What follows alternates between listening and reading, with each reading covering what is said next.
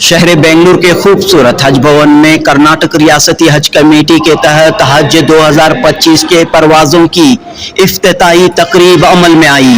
वज़ीर आला सिद्धरामैया ने हज 2025 के परवाज़ों की तकरीब का इफ्तिताह किया।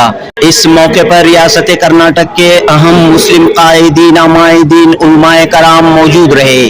कर्नाटक के अमीर शरीयत मौलाना सगीर अहमद रशादी की सदारत में ये तकरीब मुनअक़द हुई।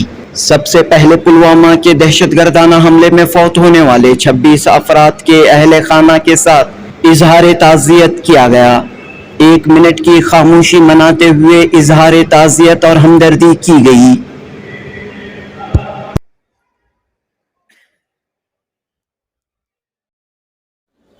अल्हम्दुलिल्लाह आज जो इस मौके पर वज़ीर आला सिद्धरामैया ने अपनी तकरीर में कहा कि उनकी हुकूमत हर मजहब के साथ, हर तबके के साथ इंसाफ करती हुई आई है और इंसाफ करती रहेगी। किसी मजहब को लुभाने के लिए, किसी मजहब के लोगों को लुभाने के लिए कोई कानून या स्कीम नहीं बनाती, बल्कि आया मजहब के लोगों को, आया तबके के लोगों को उनका हक देने के लिए हुकूमत स्कीमें और कवानीन बनाती हुई आ रही है। वज़ीर आला सिद्धरामैया ने तमाम आज़मीन हज से दरख्वास्त की कि वो हज के दौरान मुल्क और रियासत की तरक्की, खुशहाली के लिए दुआएं मांगे, अमन व इत्तेहाद, भाईचारे के लिए दुआएं मांगे। कर्नाटक रियासती हज कमेटी के चेयरमैन जुल्फ़िकार अहमद खान टीपू की निगरानी में हुई इस तकरीब में हजारों की तादाद में लोगों ने हिस्सा लिया। जनूबी हिंद न्यूज़ रिपोर्ट। सुब्हानल्लाहि अम्मा युश्रिकून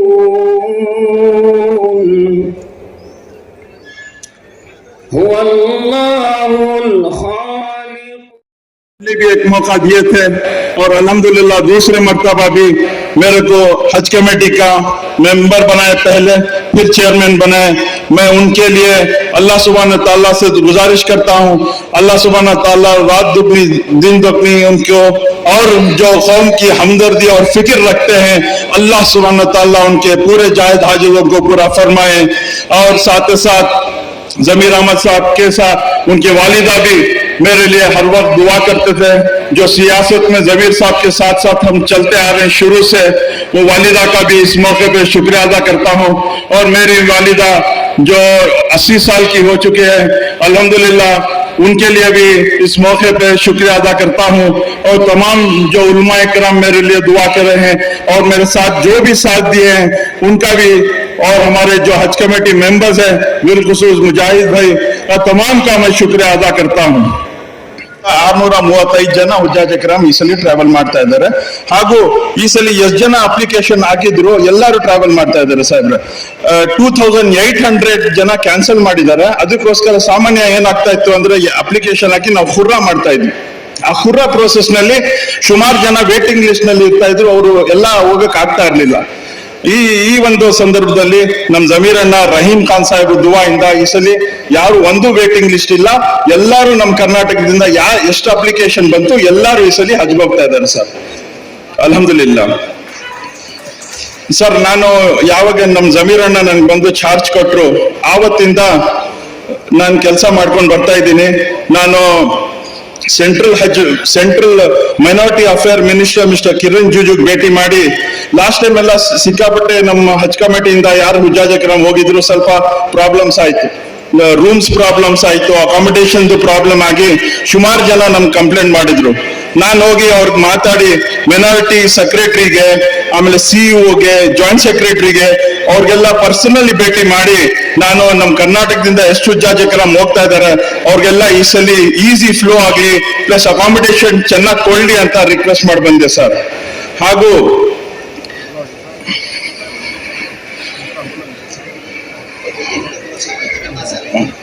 ಹಾಗೂ ಈ ಸಲ ಇಡೀ ಕರ್ನಾಟಕದಲ್ಲಿ ಎಲ್ಲ ट्रेनिंग प्रोग्राम्स ನಾವು कंडक्ट ಮಾಡಿದೀವಿ सर। इस बार अल्हम्दुलिल्लाह पूरी कर्नाटक के अंदर हम लोग बिदर से शुरू किए, बिदर, गुलबर्गा, शिवमोगा, हॉस्पेट, बीजापुर, मैसूर, धारवाड़ में अल्हम्दुलिल्लाह हमारे जो हज इंडियन हज ट्रेनिंग फोरम हज कमेटी के साथ मिलके टोटली 8,500 हुज्जाज इकराम में 7,000 हुज्जाज इकराम इस बार पूरी ट्रेनिंग लेके हैं साहब, अल्हम्दुलिल्लाह। और वैक्सीनेशन प्रोग्राम भी अल्हम्दुलिल्लाह इस मर्तबा पूरी डिस्ट्रिक्ट वाइज देखे हैं, जो पिछली मर्तबा नहीं होता था। इस मर्तबा हर डिस्ट्रिक्ट में हम इंडिविजुअली हमारे स्टाफ को भेज के पूरे इंडिविजुअल हुज्जाज इकराम को वैक्सीनेशन प्रोग्राम देखे हैं। और अल्हम्दुलिल्लाह इस बार मंगलूर में एक इनायत अली बोल के, आप हमारे जितने भी यहाँ पे लीडर्स तशरीफ फरमाए तमाम जानते हैं कि इनायत अली हमारे हज कमेटी के लिए एक गिफ्ट देके हैं 1.8 एकड़ हज कमेटी के लिए रजिस्टर करके ऑलरेडी हज कमेटी के नाम पे रजिस्टर हो चुकी है अल्हम्दुलिल्लाह। और दूसरा, इस बार हमारे एक बिदर के जावेद साहब बोल के आके हैं, वो भी एक 4 करोड़ वर्थ ऑफ लैंड हज कमेटी के लिए, वो भी स्टेज पे तशरीफ रखते हैं। वो भी इस बार खुशी से आके, उनके बच्चा इंतकाल हो गया तो उनके नाम पे आधी एक एकड़ तकरीबन जगह हज कमेटी पे वो भी रजिस्टर करके दिए हैं, देने वाले हैं इंशाअल्लाह। और गुलबर्गा में मैडम साहिबा भी तशरीफ रखते हैं, वो भी अल्हम्दुलिल्लाह 5 एकड़ जगह कंपाउंड डाल के देखे हैं, जो इंशाल्लाह अनकरीब हम लोग उसका भी इंशाल्लाह इफ्तिताह करने वाले हैं। वो डेट्स इंशाल्लाह जमीर साहब और हमारे हज मिनिस्टर देंगे। आखिर में मैं ये यहाँ पे हमारे जितने भी उलमा इकराम यहाँ पे तशरीफ रखे हैं, उनका मैं दिल की गहराइयों से खैर और मकदम करता हूँ। मौलाना सगीर अहमद साहब, मौलाना हमारे जितने भी लीडर्स तशरीफ फरमाए, साहब जल्दी जाना बोल रहे हैं, इसलिए मेरी बात को खत्म करते हुए एक मर्तबा मैं तमाम हमारे जो कायद तुम सबको वेलकम करने के लिए तय काम होने की वजह से इंशाल्लाह गुलपोशी कर देंगे।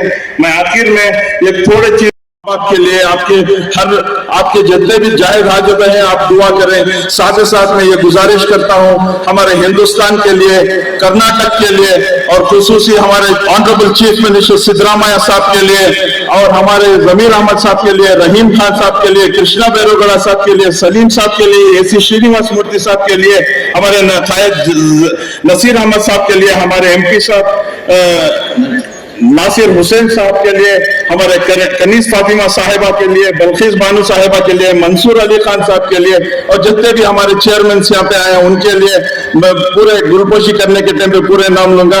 मेरे भाई जबी जो एडवोकेट जनरल हैं उनके लिए और तमाम मेरे जो मेंबर जो मेरे साथ दिन रात अल्हम्दुलिल्लाह कैंप में मेरे साथ दे रहे हैं, बिलखुसूस मुजाहिद भाई, मुजम्मिल भाई, शाहिद भाई, हमारे वासिल भाई, ये 4 मेंबर्स अल्हम्दुलिल्लाह दिन रात मेरे साथ खिदमत करते आ रहे हैं। हुज्जाज इकराम को किसी तरीके से क्या भी परेशानी नहीं होना करके हम लोग पूरे एक होके काम कर रहे हैं। और हमारे जितने भी वॉलंटियर्स हैं अल्हम्दुलिल्लाह जो वॉलंटियर्स खिदमत करते आए, अल्लाह सुब्हाना तआला पूरे वॉलंटियर्स को भी अल्लाह सुब्हाना तआला कबूल फरमाए। ये कहते हुए मैं अपनी जगह लेता हूँ और आप तमाम को फिर एक मर्तबा दुआ की गुजारिश करते हुए मैं अपनी जगह लेता हूँ। अस्सलाम वालेकुम। ಭಾಗವಹಿಸಿರ್ತಕ್ಕಂಥ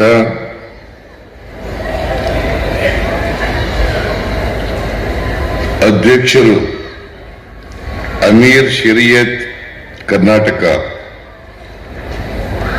ಶ್ರೀ ಮೌಲಾನಾ ಸಗೀರ್ ಅಹಮದ್ ಖಾನ್ ವಸೀದಿ ಅವರೇ, ಎಲ್ಲ ಇಸ್ಲಾಂ ಧರ್ಮದ ಧರ್ಮಗುರುಗಳೇ, ಈ ಕಾರ್ಯಕ್ರಮದಲ್ಲಿ ಭಾಗವಹಿಸಿರ್ತಕ್ಕಂಥ ಈ ಕ್ಷೇತ್ರದ ಶಾಸಕರು ಆದಂಥ ಸಚಿವರು ಆದಂಥ ಶ್ರೀ ಕೃಷ್ಣ ಬೈರೇಗೌಡ ಅವರ, ವಸತಿ ಮತ್ತು ಅಲ್ಪಸಂಖ್ಯಾತರ ಅಭಿವೃದ್ಧಿ ಸಚಿವರಾದಂಥ ಶ್ರೀ ಜಮೀರ್ ಅಹಮದ್ ಖಾನ್ ಅವರ,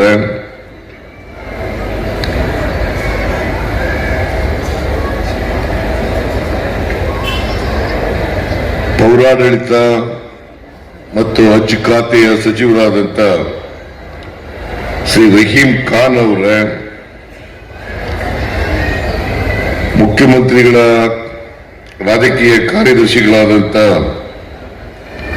ನಶೀರ್ ಅಹಮದ್ ಅವರ,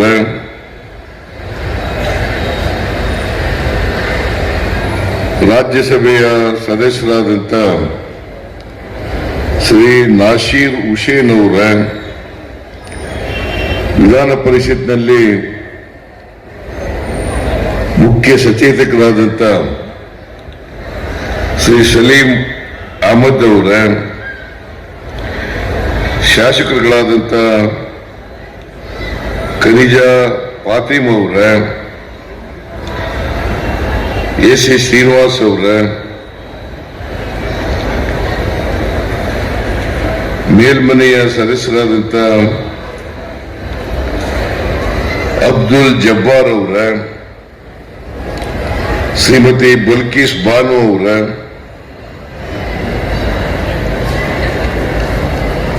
ಹಜ್ ಸಮಿತಿಯ ಅಧ್ಯಕ್ಷರಾದಂಥ ಟಿಪ್ಪು ಅವರ, ವೇದಿಕೆ ಮೇಲಿರ್ತಕ್ಕಂಥ ಎಲ್ಲ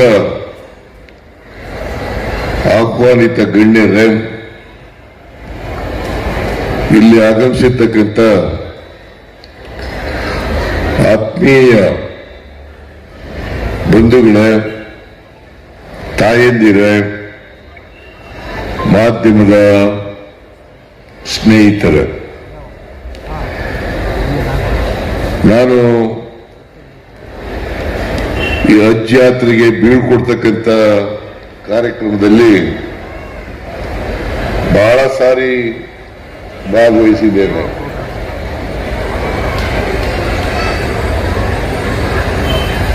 ಈ ಸಾರಿನೂ ಕೂಡ ನಿಮ್ಮೆಲ್ಲರಿಗೂ ಶುಭ ಕೋರ್ಲಿಕ್ಕೆ, ಯಾರ್ಯಾರು ಹಜ್ ಯಾತ್ರೆಗೆ ಹೋಗ್ತಾ ಇದ್ದಾರೆ ಅವರೆಲ್ಲರಿಗೂ ಶುಭ ಕೋರ್ಲಿಕ್ಕೆ ಸರ್ಕಾರದ ವತಿಯಿಂದ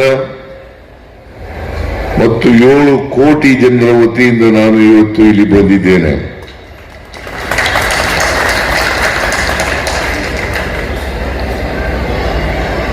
ಈ ವರ್ಷ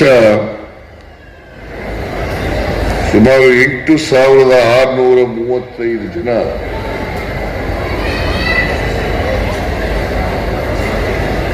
ಹಜ್ ಯಾತ್ರೆಗೆ ಹೊರಟಿದ್ದಾರೆ. ಮುಂದಿನ ತಿಂಗಳು 15ನೇ ತಾರೀಕಿನವರೆಗೂ ಕೂಡ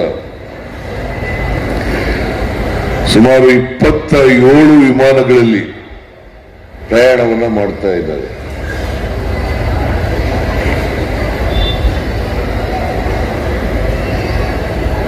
ಪ್ರತಿಯೊಬ್ಬ ಮುಸಲ್ಮಾನ ಯಾರು ಆರ್ಥಿಕವಾಗಿ ಸದೃಢರಾಗಿದ್ದಾರೆ, ಆರೋಗ್ಯವಾಗಿ ಇದ್ದಾರೆ, ಅವರೆಲ್ಲರೂ ಕೂಡ ಒಮ್ಮೆಯಾದರೂ ಕೂಡ ಹಜ್ ಯಾತ್ರೆಯನ್ನ ಕೈಗೊಳ್ಳಲೇಬೇಕು ಅಂತಕ್ಕಂಥದ್ದು ಇಸ್ಲಾಂ ಧರ್ಮದಲ್ಲಿರ್ತಕ್ಕಂಥ 5 ಆಚರಣೆಗಳಲ್ಲಿ ಇದು ಒಂದು.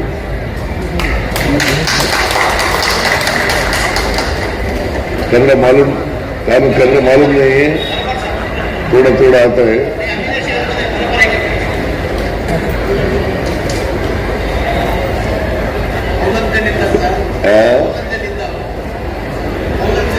ಹೌದಾ? ಒಳ್ಳೆ ಚಾಮರಾಜನಗರ ಜಿಲ್ಲೆ, ನಂಜನಗೂಡು ತಾಲೂಕು. ಅದರಿಂದ ಕನ್ನಡ ಗೊತ್ತಾಗ್ತದೆ ಅಂತ ಅನ್ಕೊಂಡಿದ್ದೀನಿ ನಾನು. ಕೌಲಂದಲ್ಲಿರೋ ಎಲ್ಲ ಮುಸಲ್ಮಾನರಿಗೂ ಕನ್ನಡ ಬರ್ತದೆ. ಇತ್ತೀಚಿನ ಮುಸಲ್ಮಾನರೆಲ್ಲರಿಗೂ ಕನ್ನಡ ಗೊತ್ತಿದೆ. ಕನ್ನಡ ಶಾಲೆಯಲ್ಲಿ ಓದ್ತಾರೆ. ಈಗ ಹಳ್ಳಿನಲ್ಲಿ ಇರ್ತಕ್ಕಂಥ ಮುಸಲ್ಮಾನರು ಕನ್ನಡದಲ್ಲಿ ಓದ್ತಾರೆ, ಕನ್ನಡವನ್ನು ಓದ್ತಾರೆ. ಸೊ ಹಾಗಾಗಿ ಬಹಳ ಜನರಿಗೆ ಕನ್ನಡ ಗೊತ್ತಿದೆ. ನಾನು ಈ ಸಂದರ್ಭದಲ್ಲಿ ಯಾರ್ಯಾರು ಹಜ್ ಯಾತ್ರೆಗೆ ಹೋಗ್ತಾರೆ ಅವರೆಲ್ಲರೂ ಕೂಡ ಅವರ ಪ್ರಯಾಣ ಸುಖಕರವಾಗಿರಲಿ, ಅವರು ಆರೋಗ್ಯವಂತರಾಗಿ ವಾಪಸ್ ಬರಲಿ, ಅಲ್ಲಿ ಮೆಕ್ಕಾದಲ್ಲಿ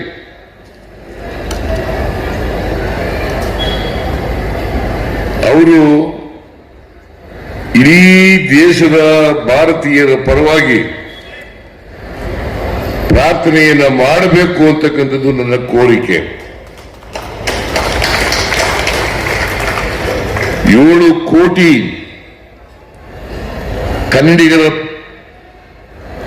ಪರವಾಗಿ ಪ್ರಾರ್ಥನೆಯನ್ನ ಮಾಡಬೇಕು ಅಂತಕ್ಕಂಥದ್ದು ನನ್ನ ಮನವಿ ಅಂತಕ್ಕಂಥ ಮಾತುಗಳನ್ನ ಈ ಸಂದರ್ಭದಲ್ಲಿ ಹೇಳಲಿಕ್ಕೆ ಬಯಸ್ತಾ ಇದ್ದೇನೆ. ನಮ್ಮ ಸರ್ಕಾರ ಯಾರನ್ನೋ ಓಲೈಸ್ಲಿಕ್ಕೋಸ್ಕರವಾಗಿ ಯಾವ ಕಾರ್ಯಕ್ರಮವನ್ನು ಕೂಡ ಮಾಡಲ್ಲ. ಯಾರನ್ನು ಓಲೈಸ್ಲಿಕ್ಕೋಸ್ಕರವಾಗಿ ಯಾವುದೋ ಒಂದು ಧರ್ಮದ ಜನರನ್ನ, ಒಂದು ವರ್ಗದ ಜನರನ್ನ ಓಲೈಸ್ಲಿಕ್ಕೋಸ್ಕರವಾಗಿ ಯಾವ ಕಾರ್ಯಕ್ರಮನೂ ಮಾಡಲ್ಲ. ನಾವು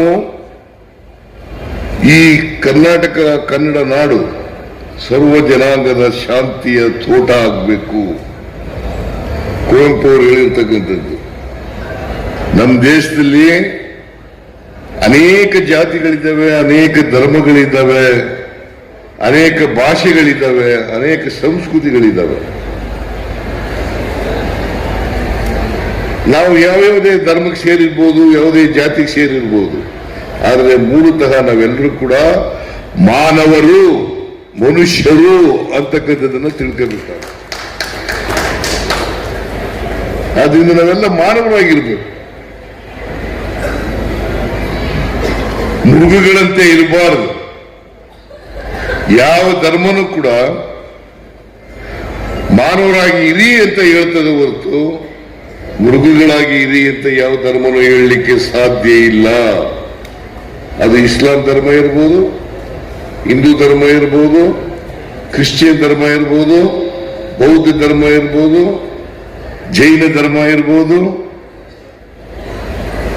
ಅಥವಾ ಪಂಜಾಬ್ ಧರ್ಮ ಇರ್ಬೋದು, ಸಿಖ್ ಧರ್ಮ ಇರ್ಬೋದು.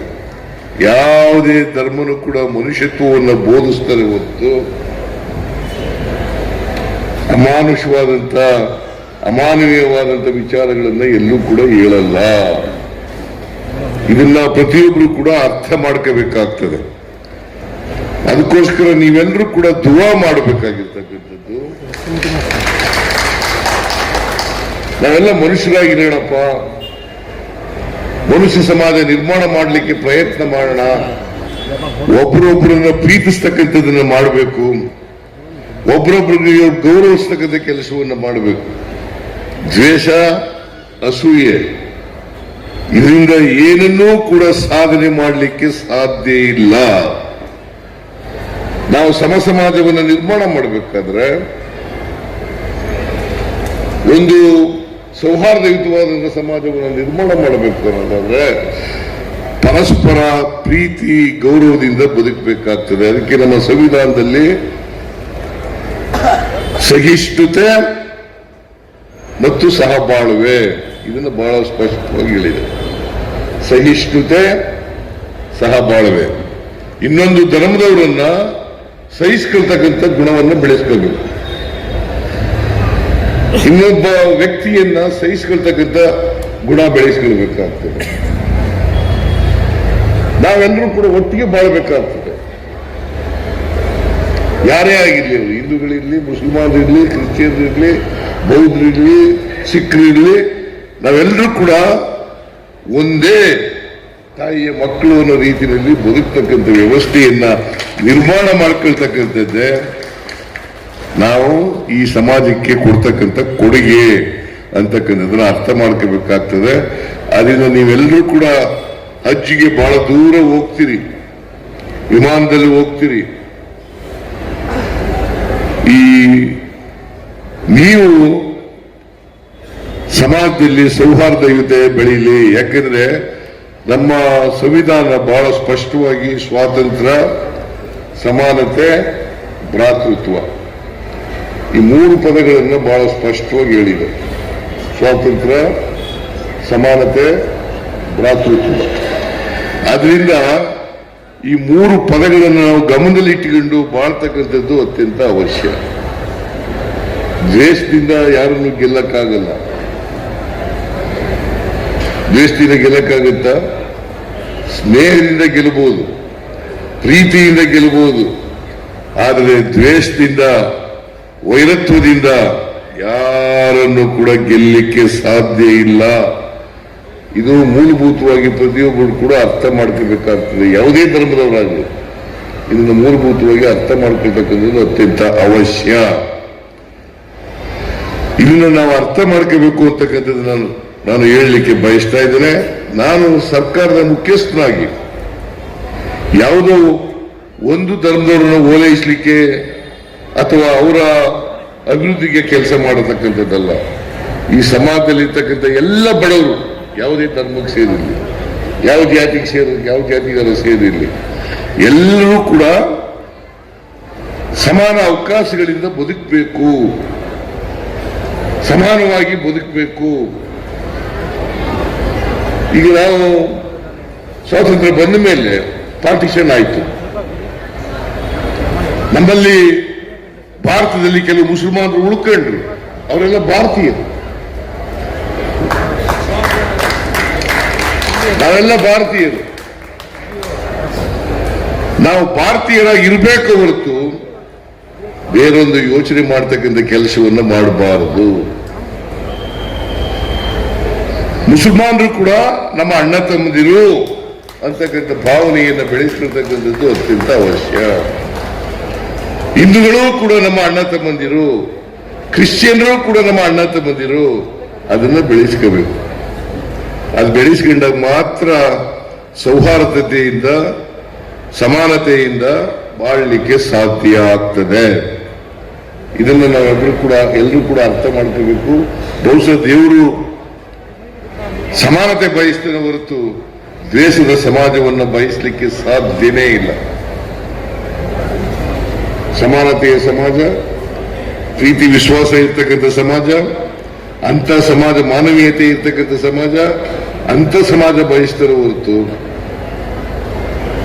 ದ್ವೇಷದಿಂದ ಕೂಡಿರ್ತಕ್ಕಂಥ ಬೇರೆ ಬೇರೆ ಅಸಮಾನತೆಯಿಂದ ಕೂಡಿರ್ತಕ್ಕಂಥ ಸಮಾಜವನ್ನ ಬಯಸಲಿಕ್ಕೆ ಸಾಧ್ಯನೇ ಇಲ್ಲ. ಅದಕ್ಕೋಸ್ಕರ ನಮ್ಮ ಸರ್ಕಾರ ಎಲ್ಲ ಜನಾಂಗದವರು, ಎಲ್ಲ ಧರ್ಮದವರು ಎಲ್ಲರನ್ನೂ ಕೂಡ ಸಮಾನವಾಗಿ ಕಾಣ್ತಕ್ಕಂಥ ಕೆಲಸವನ್ನು ಮಾಡ್ತೇವೆ. ಈಗ ನಮ್ಮ ರಾಜ್ಯದ ಬಜೆಟ್ 4,09,000 ಕೋಟಿ. ಅದರಲ್ಲಿ ನಿಮಗೆ ಕೂಡ ಎಷ್ಟು 4,500 ಕೋಟಿ. ಅದು ದೊಡ್ಡದಲ್ಲ.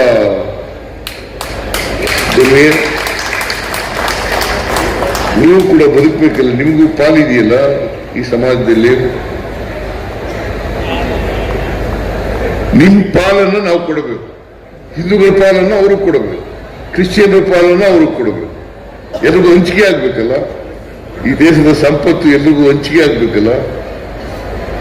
ಈ ನಾಡಿನ ಸಂಪತ್ತು ಎಲ್ರಿಗೂ ಹಂಚಿಕೆ ಆಗ್ಬೇಕಲ್ಲ. ಹಂಚಿಕೆ ಆದಾಗ ಮಾತ್ರ ಎಲ್ರಿಗೂ ಆರ್ಥಿಕ ಸಾಮಾಜಿಕ ಶಕ್ತಿ ಬಂದಾಗ ಮಾತ್ರ ಜಾತಿ ಹೋಗ್ಲಿಕ್ಕೆ ಸಾಧ್ಯ ಆಗ್ತದೆ, ಎಲ್ಲರೂ ಸಮಾನತೆ ಬರಲಿಕ್ಕೆ ಸಾಧ್ಯ ಆಗ್ತದೆ, ಎಲ್ಲರೂ ಸಮಾನವಾಗಿ ಬಾಳಲಿಕ್ಕೆ, ಸಮಾನ ಅವಕಾಶಗಳಿಂದ ಬದುಕಲಿಕ್ಕೆ ಸಾಧ್ಯ ಆಗ್ತದೆ. ಅದರಿಂದ ರಾಜಕೀಯವಾಗಿ, ಆರ್ಥಿಕವಾಗಿ, ಸಾಮಾಜಿಕವಾಗಿ ಮತ್ತು ಶೈಕ್ಷಣಿಕವಾಗಿ ಇವೆಲ್ಲರೂ ಕೂಡ ಸಮಾನತೆ ಇರಬೇಕು. ಅದಕ್ಕೆ ಬಾಬಾ ಸಾಹೇಬ್ ಅಂಬೇಡ್ಕರ್ ಅವರು ಒಂದು ಮಾತೇನು ಹೇಳ್ತಾರೆ ಅಂತಂದ್ರೆ, ಬರೀ ರಾಜಕೀಯ ಪ್ರಜಾಪ್ರಭುತ್ವ ಸಿಕ್ಕಿದ್ರೆ ಸಾಲದು, ಬರೀ ರಾಜಕೀಯ ಪ್ರಜಾಪ್ರಭುತ್ವ ಸಿಕ್ಕಿದ್ರೆ ಸಾಲದು. ನಮಗೆ ಯಾವಾಗ ಆರ್ಥಿಕ ಸಾಮಾಜಿಕ ಪ್ರಜಾಪ್ರಭುತ್ವ ಸಿಗ್ತದೆ ಆಗ ಮಾತ್ರ ಸ್ವಾತಂತ್ರ್ಯ ಬಂದದಕ್ಕೆ ಸಾರ್ಥಕ ಆಗ್ತದೆ ಅಂತಕ್ಕಂಥ ಮಾತುಗಳನ್ನ ಹೇಳಿದ್ರು.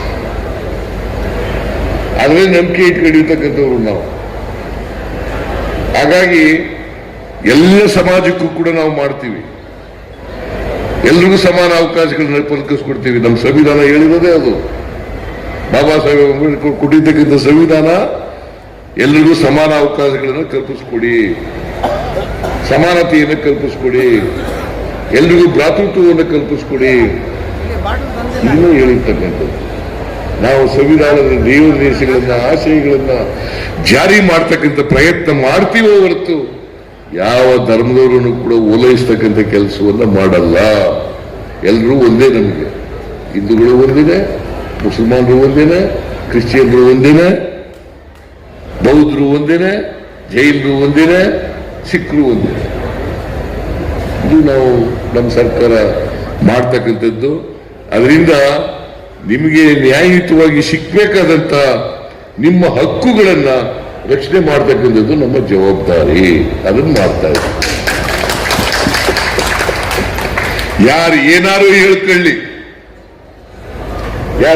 ಹೇಳ್ಕೊಳ್ಳಿ, ಅದಕ್ಕೆಲ್ಲ ಸೊಪ್ಪಾಕೋರಲ್ಲ ನಾವು. ನಮಗೆ ಸಂವಿಧಾನ ಮುಖ್ಯ, ಸಂವಿಧಾನದ ಆಶಯಗಳು ಮುಖ್ಯ. ಸಂವಿಧಾನದ ಆಶಯಗಳನ್ನು ಈಡೇರಿಸತಕ್ಕಂಥ ಪ್ರಾಮಾಣಿಕ ಪ್ರಯತ್ನವನ್ನು ಮಾಡ್ತೇವೆ. ಪ್ರಜಾಪ್ರಭುತ್ವವನ್ನ, ಸಂವಿಧಾನವನ್ನ ರಕ್ಷಣೆ ಮಾಡ್ತಕ್ಕಂಥ ಕೆಲಸವನ್ನ ಮಾಡ್ತೇವೆ. ಆದ್ರಿಂದ ಇವತ್ತು ನೀವೆಲ್ಲ ಜಮೀರ್ ಅಹಮದ್ ಖಾನ್ ಅವರು ಬಹಳ ಏನೇನು ಈ ಹಜ್ ಭವನ ಆದ್ಮೇಲೆ ಏನೇನು ಕಾರ್ಯಕ್ರಮಗಳನ್ನು ಮಾಡಿದ್ದೇವೆ, ನಮ್ಮ ಸರ್ಕಾರ ಏನೇನು ಮಾಡಿದೆ ಅಂತಕ್ಕಂಥ ಕಾರ್ಯಕ್ರಮಗಳೆಲ್ಲ ಹೇಳಿದ್ದಾರೆ. ನಾನು ಮತ್ತೊಮ್ಮೆ ಅದನ್ನೆಲ್ಲ ಪ್ರಸ್ತಾಪ ಮಾಡಕ್ ಹೋಗೋದಿಲ್ಲ. ಇಲ್ಲಿ ನಾನು 14ನೇ ತಾರೀಕು ಮಂಗಳೂರಿಗೆ ಹೋಗ್ತಾ ಇದ್ದೀನಿ. ಮಂಗಳೂರಿನಲ್ಲಿ ಒಂದು ಹಜ್ ಭವನ ಆಗ್ಲೇಬೇಕು. ಅದಕ್ಕೆ ಶಂಕುಸ್ಥಾಪನೆಯನ್ನ ಮಾಡ್ತೇನೆ. ಅವತ್ತು 16ನೇ ತಾರೀಕು ಶಂಕುಸ್ಥಾಪನೆಯನ್ನ ಮಾಡ್ತೇನೆ. ಆಮೇಲೆ ಜಮೀರ್ ಅಹಮದ್ ಖಾನ್ ಅವರು ಗುಲ್ಬರ್ಗಕ್ಕೆ ಹೋಗ್ತಾ ಇದ್ದಾರೆ. 6ನೇ ತಾರೀಕು ಅದಕ್ಕೆ ಶಂಕುಸ್ಥಾಪನೆಯನ್ನು ಮಾಡ್ತೇವೆ. ಇದಕ್ಕೂ ಕೂಡ 10 ಕೋಟಿ ಕೊಟ್ಟಿದ್ದೀನಿ ಈ ಸಾರಿ. ಇದು ಪರ್ಮನೆಂಟ್ ಆಗಿ ಒಂದು ಸ್ಟ್ರಕ್ಚರ್ ಅನ್ನ ಮಾಡಬೇಕು. ಯಾಕಂದ್ರೆ ಪ್ರವಾಸಿಗರು ಬರ್ತಾರೆ, ಇಲ್ಲಿಗೆ ಬಂದವರಿಗೆ ಉಳ್ಕೊಳ್ಳಿಕ್ಕೆ ಜಾಗ ಬೇಕು ಅಂತೇಳಿ ಅವ್ರಿಗೋಸ್ಕರವಾಗಿ 10 ಕೋಟಿ ರೂಪಾಯಿಯನ್ನ ಕೊಟ್ಟಿದ್ದೀವಿ. ಇವತ್ತು ಇಲ್ಲಿ ಟೆಂಪ್ರರಿಯಾಗಿ ಶೆಡ್ ಹಾಕಿದಿರಲ್ಲ, 1 ತಿಂಗಳವರೆಗೆ ಇರ್ಬೇಕಲ್ಲ, 15 ದಿನ 20 ದಿನದವರೆಗೆ ಇರ್ಬೇಕಲ್ಲ. 1 ಕೋಟಿ ರೂಪಾಯಿ ಆಗುತ್ತೆ ಇದಕ್ಕೆ. 2 ಕೋಟಿ 10 ಕೋಟಿ ಕೊಟ್ಟು ಪರ್ಮನೆಂಟ್ ಆಗಿ ಸ್ಟ್ರಕ್ಚರ್ ಮಾಡಿಬಿಟ್ರೆ ಈ ಸಮಸ್ಯೆ ಬರದೇ ಇದೆಯಲ್ಲ. ಅದಕ್ಕೋಸ್ಕರವಾಗಿ 10 ಕೋಟಿ ರೂಪಾಯಿಗಳನ್ನ ಈ ಸರ್ಕಾರಕ್ಕೆ ಕೊಟ್ಟಿದ್ದೇನೆ. ಈಗ ಜಮೀರ್ ಅಹಮದ್ ಖಾನ್ ಅವರು ಅಲ್ಪಸಂಖ್ಯಾತರ ಅಭಿವೃದ್ಧಿ ಸಚಿವರು, ಅವ್ರಿಗೆ ದುಡ್ಡು ಕೊಟ್ಟಿದ್ದೀವಿ. ಇವೆಲ್ಲ ಮಾಡಪ್ಪ ನೀನು.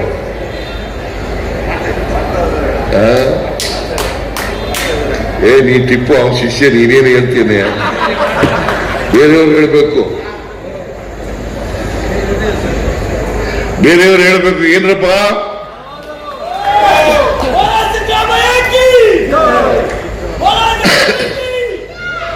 ಆದ್ರಿಂದ ನಾನು ನಿಮ್ಮಲ್ಲಿ ಇಷ್ಟೇ ಮನವಿ ಮಾಡೋದು, ನಿಮ್ಮಲ್ಲಿ ಶಿಕ್ಷಣ ಹೆಚ್ಚಾಗಬೇಕು. ಸಾಚಾರ್ ಕಮಿಟಿನಲ್ಲಿ ಬಹಳ ಕಡಿಮೆ ಶಿಕ್ಷಣ ಕಡಿಮೆ ಇದೆ ಅಂತ ಹೇಳಿದ್ದಾರೆ. ಶಿಕ್ಷಣ ಜಾಸ್ತಿ ಆಗದೆ ಹೋದ್ರೆ ಸ್ವಾಭಿಮಾನ ಬರಲ್ಲ. ನೀವು ಸ್ವಾಭಿಮಾನದಿಂದ ಬದುಕಬೇಕು ಅನ್ನೋದಾದ್ರೆ, ಸ್ನೇಹಿತರಂತೆ ಬದುಕಬೇಕು ಅನ್ನೋದಾದ್ರೆ, ಗುಲಾಮ್ಗಿರಿಯನ್ನು ತೆಗೆದಾಕ್ಬೇಕು ಅನ್ನೋದಾದ್ರೆ ಪ್ರತಿಯೊಬ್ಬರು ಕೂಡ ಶಿಕ್ಷಣವನ್ನ ಪಡ್ಕೊಳ್ಳೇಬೇಕು. ಆ ಕೆಲಸವನ್ನು ನೀವು ಮಾಡಬೇಕು ಅಂತೇಳಿ ನಿಮ್ಮಲ್ಲಿ ಮನವಿ ಮಾಡಲಿಕ್ಕೆ ಬಯಸ್ತಾ ಇದ್ದೆ. ಶಿಕ್ಷಣ ಆಗ್ಲೇಬೇಕು. ಈಗ ಇವರೆಲ್ಲ ಶಿಕ್ಷಣ ಪಡ್ಕೊಂಡಿರೋದ್ರಿಂದ ನೀವೆಲ್ಲ ಬಂದಿದ್ದೀರಿ, ಕೂತ್ಕೊಳ್ಳಿಕ್ಕೆ ಸಾಧ್ಯ ಆಗಿದೆ. ರೆಹಮಾನ್ ಸಾಹೇಬರು ಬರುವಂತದಿತ್ತು, ಅವ್ರಿಗೆ ಹುಷಾರಿಲ್ಲ ಅಂತ ಬಂದಿಲ್ಲ.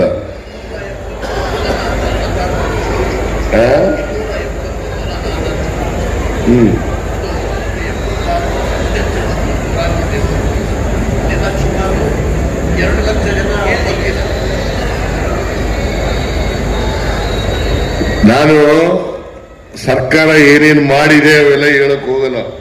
ಅದನ್ನ ನೀವೆಲ್ಲ ಜನಗಳಿಗೆ ಹೇಳ್ಬೇಕು. ನೀವು ನಾನೇ ಹೇಳಿದ್ರೆ ಅದು ಚೆನ್ನಾಗಿ ಕಾಣಿಸಲ್ಲ.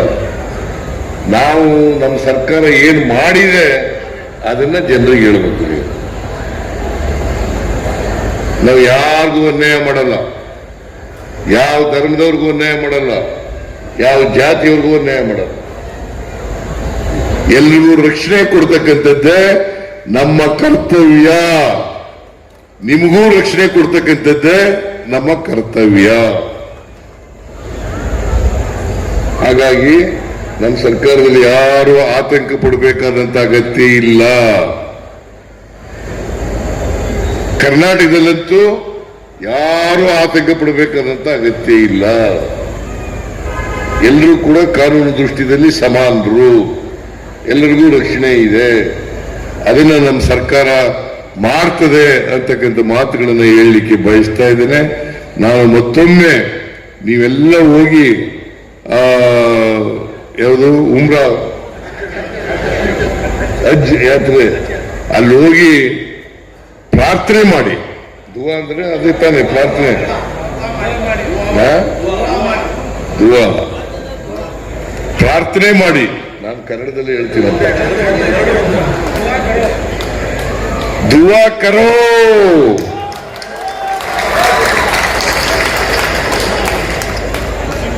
ಅದನ್ನ ಮಾಡಿ ಎಲ್ಲರೂ ಚೆನ್ನಾಗಿರೋಣ, ಒಟ್ಟಾಗಿರೋಣ, ಒಂದು ತಾಯಿ ಮಕ್ಕಳಂತೆ ಬದುಕೋಣ.